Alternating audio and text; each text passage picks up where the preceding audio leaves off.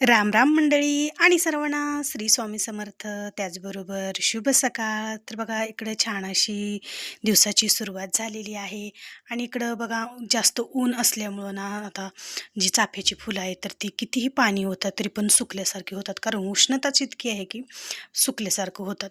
तर इकडं माझं स्वयंपाकाला पण सुरुवात झालेली आहे. सगळी काही पारुशी कामं झालेली आहेत आणि आता जो काही राहिलेला स्वयंपाक आहे तर तो स्वयंपाक उरकून घेणार आहे. पण त्याआधी लेकाची फर्माईश होती की आज आंब्याची चटणी खायची. बघा आता उन्हाळ्यात दिवसात आंबे तर खूप असतात झाडाला, मग वाऱ्यानं पडतात आंबे किंवा पोरं काय करतात, खायचं म्हणलं की तोडून घेतात. मग एक आंबा ना चैतूने तोडून आणला होता, मग त्याची चटणी खायची होती हर्षूला. मग हर्षू म्हणलं मग मी आज आंब्याची चटणी बनव. मग चला म्हणलं आज आंब्याची छान अशी चटणी बनवूया. एक वेळेस मी तुमच्याशी रेसिपी म्हणजे शेअर केली होती बघा, ती एकदम साधी आणि सिंपल होती, पण ही पण एकदम छान अशी आणि एकदम साधी सिंपलच आहे, पण इतकी भारी लागते का नाही. अशा प्रकारे जर आपण आंब्याची चटणी केली तर तोंडाला पाणी सुटायला बघा, इतकी छान अशी ही चटणी होते आणि खरंच खूप छान लागते. तर बघा वरचं सालटं काढायचं आणि असे बारीक बारीक आंब्याच्या फोडी करून आपल्याला घ्यायच्या आहेत आणि त्याचबरोबर कांद्याच्या पण बारीक बारीक अशा फोडी करून घ्यायच्या. आणि चटणीमध्ये टाकण्यासाठी काय काय करायचं बघा, म्हणजे जी आपण आंब्याची चटणी बनवणार आहोत तर त्याच्यामध्ये बघा अशा प्रकारच्या आंबा कट करून घ्यायचा, कांदा कट करून घ्यायचा, शेंगदाणे, लाल तिखट, चवीपुरतं मीठ आणि थोडीशी हळद पण टाकायची. बघा हळदीनं छान असा चटणीला कलर येतो. आता बघा कच्चे शेंगदाणेच वापरायचे ह्याच्यात, मी भाजलेले घेतलेत कारण मी भाजूनच ठेवते सगळे, पण कच्चे शेंगदाणे वापरलेली खूप चटणी छान होते.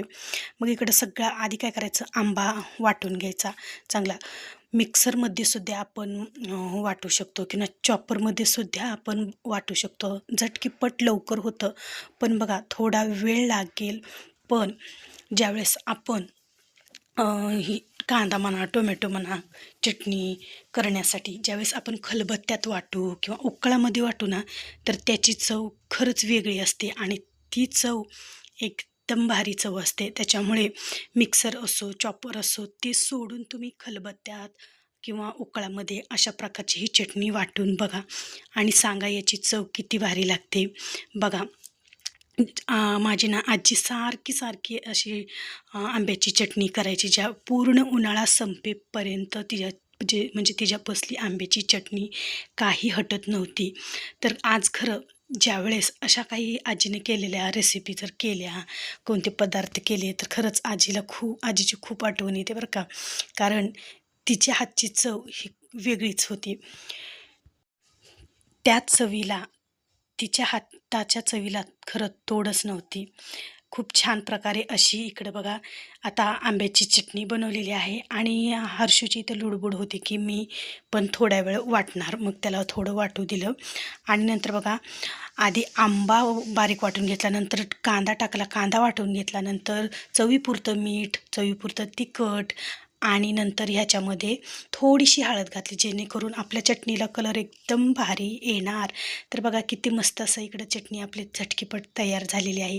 तर आता इथली खलबत्यातली चटणी मी ना थोडीशी हाताने पुसून घेतली आणि बघा चमच्यामध्ये काढून घेतली.